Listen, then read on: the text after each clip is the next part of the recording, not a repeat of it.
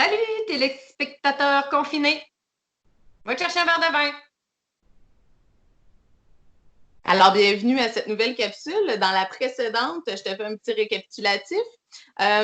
Tu te souviens que Jian a raconté pourquoi elle avait envie de crier, elle aussi, parfois, parce que son quotidien est rendu plutôt beige avec son mari, Carl. Elle aurait envie d'un peu plus de coloré, hein, le coloré que sa sœur Jessie a, elle, dans sa vie. Narrateur Dieu, à la fin de la dernière capsule, nous a parlé d'un épisode dans lequel Jessie jouait le rôle de la méchante qu'on aime haïr. Eh bien, le voilà qui va nous raconter, nous faire un retour dans le passé coloré de Jessie. Alors, on y va. Ça faisait 8 mois que Jessie avait eu un coup de cœur pour ce petit logement du quartier Saint-Sauveur. Un chaleureux 4,5 qu'elle avait visité un doux soir d'octobre. Elle avait vu quelques jours avant une annonce passer dans son fil d'actualité Facebook. L'ami d'un ami venait d'emménager à Québec et cherchait quelqu'un pour partager les frais de ce bel appartement.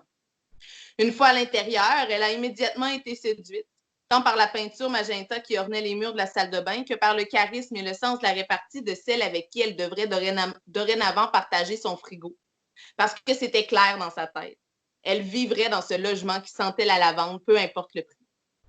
Ainsi, Jessie et ses boîtes remplies tout croche avaient emménagé le 1er novembre suivant. Elle a ensuite appris, à la dure, à mettre un peu d'ordre dans son bordel et à ne pas utiliser le séchoir à cheveux de Sophie, la nouvelle coloc. Sophie avait horreur qu'on touche à ces choses. Ce qui est à moi, avait-elle comme règle. Mais Jessie s'était toujours fait un malin plaisir à contourner les règles, à les adapter pour finalement faire ce qui lui plaisait. Cette loi égoïste que Sophie avait imposée n'avait pas fait exception bien longtemps. Ça allait pour son séchoir à cheveux et pour la tablette du haut du frigo réservée à son yogourt grec et à ses pots de cornichons, quoique Jessie se plaisait à subtiliser une curbitacée de temps à autre. Mais l'instant où Jessie avait vu Jonathan, le nouvel amoureux de la coloc, faire son entrée un soir pluvieux de novembre, elle avait immédiatement compris qu'elle était dans le pétrin. Les yeux gris du nouveau venu l'hypnotisaient autant que ses 6 pieds 1 de muscles et de testostérone. Rien à voir avec l'échalote rousse et impertinente que Sophie fréquentait jusqu'à ce moment. Jonathan était beau et il semblait le savoir. D'un seul regard intéressé, il avait allumé cette petite flamme que Jessie savait incontrôlable. Ça ne faisait que 12 jours qu'il fréquentait Sophie et déjà, à la simple vue de Jessie en vêtements de jogging, c'était mardi, il avait semblé oublier qu'il venait chercher sa douce pour un souper romantique. « Salut, tu dois être Jonathan. Tu veux une bière en attendant Sophie? » Et finit de se préparer, proposa gentiment Jessie, de manière plus ou moins désintéressée, en se dirigeant vers la cuisine, se déhanchant légèrement plus que d'habitude. Avec plaisir, minauda l'Adonis, loin d'être insensible au charme à peine dissimulé de Jessie. Il accompagna sa réponse d'un clin d'œil à faire rougir la plus frigide des bonnes sœurs. Quelques répliques de politesse furent échangées avant que Sophie sorte de la salle de bain et que le nouveau petit couple quitte pour manger en ville. Jessie resta seule dans le salon à se demander si elle avait bien lu dans le gris des yeux de Jonathan. Il y avait eu une étincelle, elle n'avait pas rêvé, elle l'aurait juré sur la tête de sa sœur. Peu importe, étincelle ou non, elle devait faire comme si elle n'avait rien senti. C'est la nouvelle flamme de sa coloc, celle qui acceptait ses retards de loyer et sa musique qu'elle écoutait trop fort. Elle n'avait pas le droit de même envisager la possibilité que quelque chose se passe entre Jonathan et elle. Elle aurait même dû se sentir coupable d'avoir augmenté son nombre de battements de cils par minute. Mais c'était plus fort qu'elle. Dès qu'elle se sentait désirée par un homme, elle perdait ce rationnel qui aurait normalement dû l'empêcher de flirter avec le chum de sa coloc. Elle savait bien que c'était mal. Plus elle réfléchissait, plus elle se demandait pourquoi elle ne ressentait aucune culpabilité. Jamais. Ni quand elle faisait les yeux doux à un homme marié, ni quand elle disait non à David pour aller voir Seb. Elle agissait selon ce que ses émotions lui dictaient, selon le moment présent, selon ses envies, tout le temps. Elle comprenait bien l'égoïsme de la chose. Elle savait bien qu'elle risquait de blesser des gens autour d'elle. Elle aurait même parfois aimé la sentir, cette culpabilité qui l'aurait empêchée de faire une niaiserie et d'en souffrir ensuite. Mais non, elle agissait et assumait ses actes après.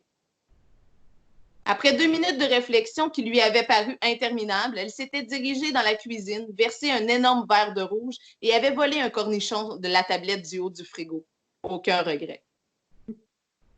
C'est 2 semaines plus tard que ce qui n'était pas vraiment un problème en devint un.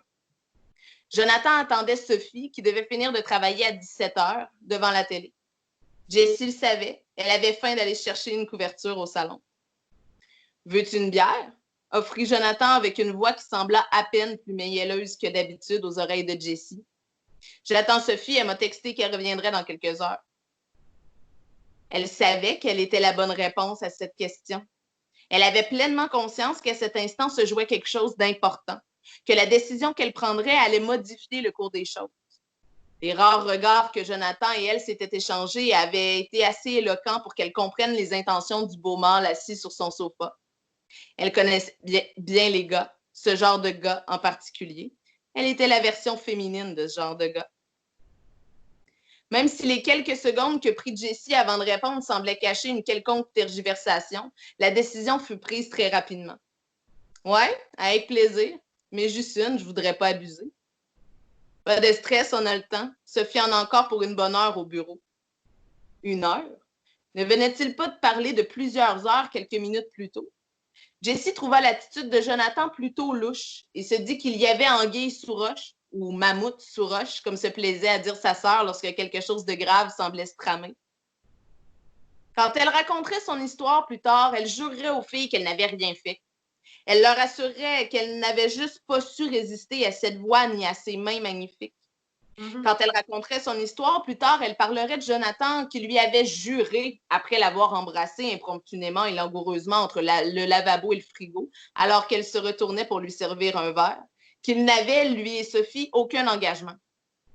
Elle ne l'avait pas cru, évidemment, mais elle avait fait semblant d'y croire pour se permettre d'obtenir ce dont elle avait envie, lui. Elle était une victime de ce gars, une pauvre victime de ses propres envies, mais une victime. Ah, oh Jessie, c'est une victime. Ce n'est qu'une vingtaine de minutes plus tard, alors que Jonathan sortait de sa chambre tout juste après être sorti de ses draps, que Jessie découvrit le mammouth sous la roche, un énorme pachyderme. Jonathan n'était pas venu attendre que Sophie revienne du travail. Il était venu pour elle. Et elle était tombée dans le piège à pieds joints.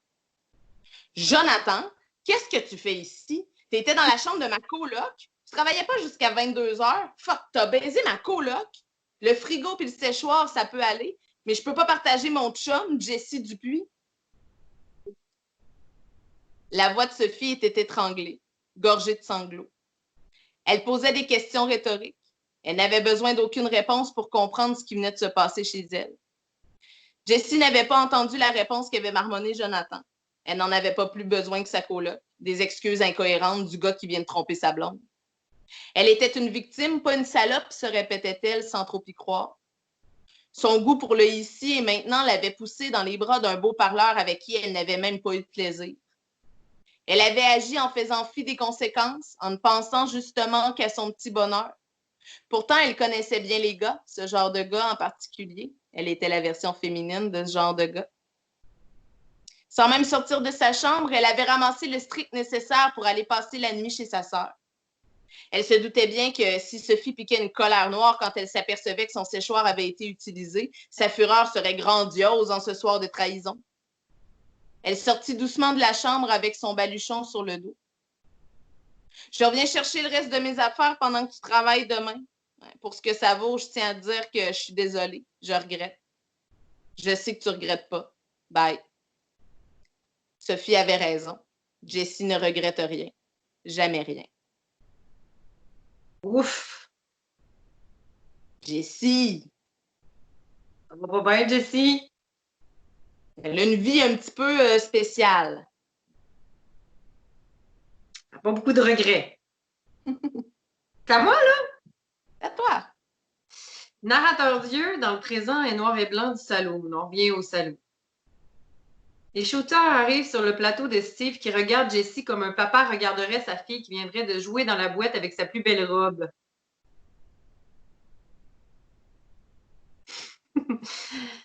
Il en a un pour lui aussi qui le tend vers les filles pour trinquer. À ta vie tranquille, Jessie lance-t-il avec un clin d'œil et elle rit toute. Jessie sait bien que Steve sait. Il sait parce qu'il la voit. Il juge pas, c'est son travail de ne pas juger. Mais il la voit ici trop de soirs par mois, jamais avec le même kit, jamais avec la même paire de souliers, jamais avec le même homme. Il sait, lui, peut-être mieux que les filles encore. Et elle sait qu'il sait. À travers le regard presque paternel du barman, Jessie revoit tous ces moments passés dans cet endroit qu'elle connaît si bien où elle butine d'un gars à l'autre, à l'aise comme un papillon dans un champ de lavande. En reposant son verre à shooter sur le bar, elle repense à toutes ces histoires rocambolesques qu'elle a vécues. Celles des mardis soirs, oui, mais aussi celles des quelques vendredis où elle est venue faire un tour seule sans les filles. Les histoires invraisemblables qu'elle a 100 fois racontées dans les moindres détails et celles qu'elle a préféré taire. Non pas par peur du jugement, mais simplement parce que parfois, trop, c'est juste trop. Il y a des anecdotes qui resteront entre elle et le bar. Et Steve. OK, vous avez raison, ma vie n'est pas normale. Peut-être que c'est ça qui me dérange en fait. Elle prend un visage exagérément enthousiaste pour enchaîner. Peut-être qu'il faudrait que je me stabilise un peu puis que je revienne aux sources. Je pourrais me mettre à méditer en faisant du yoga, devenir végétarienne, non mieux végane, boire du thé, lire Baudelaire, trouver un homme stable avec qui j'aurais envie de me marier, d'avoir des enfants. Un Carl, tiens, je vais me trouver un Carl avec un cas, comme le tien, G. Je vais m'acheter un chien, l'appeler Fido, me trouver une maison, la décorer feng shui, devenir amie avec les voisines pour parler de plate-bande, puis de plants de tomates, puis de la meilleure façon de laver ma porte patio. Ben, juste commencer par te trouver un endroit où dormir ce soir. Parce que je ne crois pas que ta coloc, ou ex-coloc, devrais-je dire, te permette de remettre les pieds chez elle. Les filles restent en silence pendant un long moment qui leur semble pourtant ne durer que quelques secondes. Elles sont toutes plongées dans leurs pensées. Éléonore et sa Gaspésie qui s'est arrêtée à Rimouski, Gian et son retour dans l'intensité du passé, puis Jessie et ses projets de normalité. Et Emma fixe le fond de son verre accoudé au bord, réalisant que ses amis lui aussi ressentent le même vide qu'elle, le même vide que celui de son verre, le même vide qui l'a fait massacrer son jardin au lieu de le désherber paisiblement. Elles aussi ont besoin d'un vent de fraîcheur, d'un vent de couleur qui bousculerait leur vie en noir et blanc. Toi, Emma, t'es donc bien silencieuse. Il me semble que c'est pas ton genre de pas parler. Les larmes inondent doucement les yeux d'Emma. Son visage ne bouge pas, comme s'il écoutait simplement la musique qui joue en sirotant son verre et en se répétant mentalement les trucs achetés à l'épicerie pour se souvenir parce qu'elle a tendance à en oublier un ou deux ou trois. Même ses sourcils ne prennent pas l'oblique que les larmes leur donnent habituellement, un oblique douloureux. Mais ses yeux la trahissent et ils débordent calmement. Ils dégoûtent. Et la main de Gian vient caresser le dos d'Emma comme celle d'une mère avec son enfant qui aurait perdu son préféré. Et voyons. Pourquoi pleure-t-elle? Pourquoi pleure-t-elle? Emma m'a claque dans la face. Ça faisait des mois, presque 3 ans pour être exact. Depuis 30 mois, 311 jours après, 311 jours très exactement. Depuis 7464 heures, j'en rêvais. Quand Laura est née, je me voyais déjà lui faire découvrir sa ville et ensuite son pays et enfin le monde. Je rêvais de dépaysement, de découverte. Je rêvais de Venise et de liberté. Et elle sourit, elle aura envie de chanter plutôt que de pleurer. De Barcelone, de Paris, de Marrakech, de Pékin, de Sydney. Je rêvais de pieds qui foulent, d'yeux qui furettent, de nez qui s'extasient, de goût, de musique, de bouffe, de vêtements, d'arbres, de fleurs, d'odeurs, d'architecture, de chambres d'hôtel, cheap, de pas pareil, de bagages, de cartes routières, d'accent. Je rêvais des connus puis de différents. Je rêvais de partager avec mon enfant et son père l'intimité des voyages et leur exaltation et leur stress et leur émerveillement et leur impromptu et leur décalage et leur paix. Je rêvais de partir avec eux, d'apprendre, de grandir. Je rêvais qu'on ait le même rêve ensemble. Mais lui rêvait de pantoufles et de PlayStation, d'un divan et d'une télévision, de quotidien et des murs de la maison.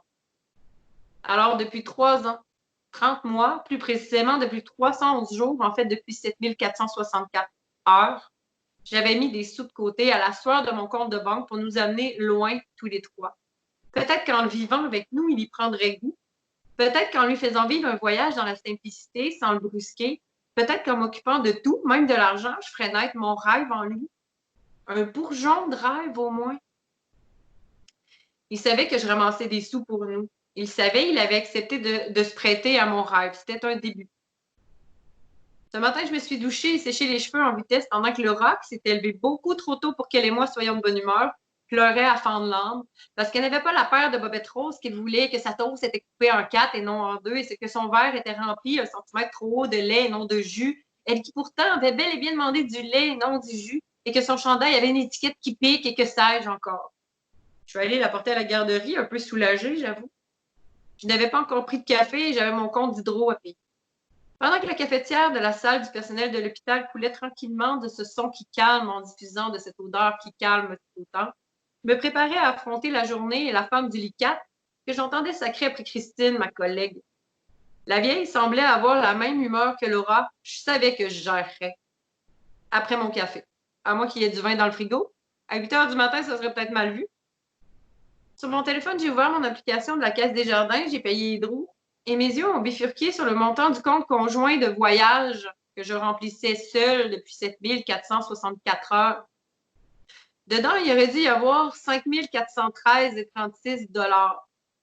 Dedans, il y avait 0 $.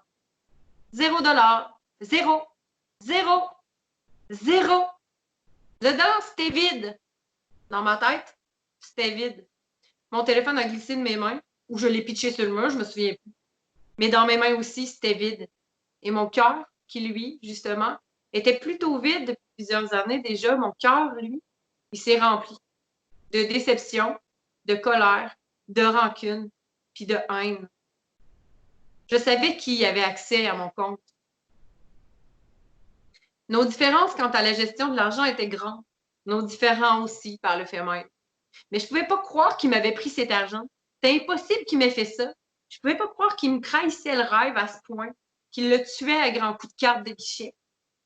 Alors j'ai passé à travers la journée comme un robot. J'ai été patiente avec la vieille du lit 4 parce que je la haïssais moins que je le haïssais lui.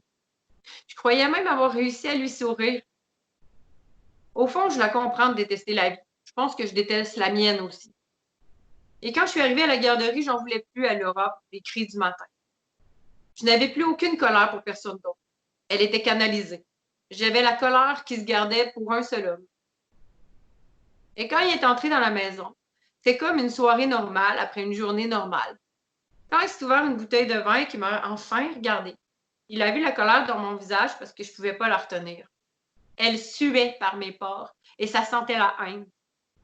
Quand il a compris que je l'avais vu, mon compte vide, et que j'avais réalisé que tous mes efforts financiers des 7464 dernières heures s'étaient évaporés en fumée, il a voulu s'expliquer.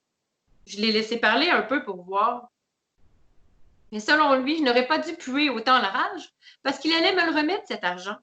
Et les presque 10 000 qui me le devaient déjà, ben oui, Chris. Mais que c'était moi qui étais folle avec ça, avec l'argent. Que c'était moi qui aurais dû le lui donner sans compter parce que c'est comme ça dans un couple, on partage sans compter. Et que moi, j'avais un problème parce que je comptais. Qu'il me le remettrait, cet argent. Mais oh, pis fuck, non. J'étais malade dans ma tête. Le 10 000, j'avais pas à lui demander. C'était moi qui avais un problème avec l'argent, fait que je pouvais aller me faire soigner.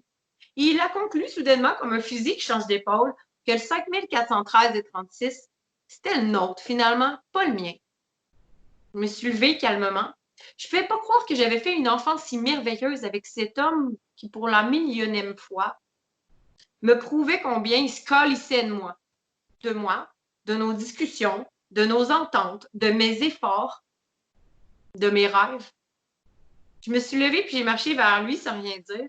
Et arrivé à 10 centimètres de ses yeux dans lesquels je ne voyais que de la haine, que de la laideur pour la première fois de notre vie, j'ai pris une grande respiration et je lui crissai la plus grosse claque d'en face que je pouvais lui donner.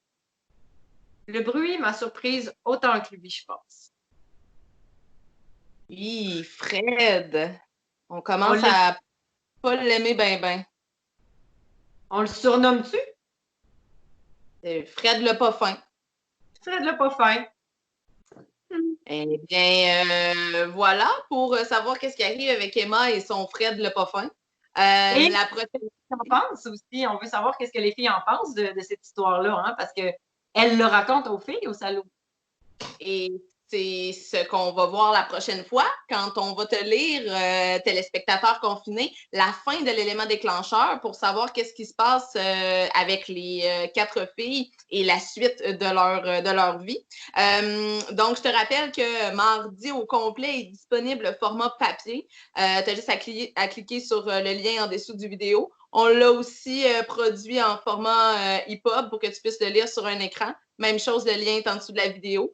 Donc, si tu n'as pas ta copie, ben, fais ça rapidement. Et on se retrouve la prochaine fois pour une prochaine capsule où on va te lire la suite de mardi. Bye bye, téléspectateurs confinés. Bye!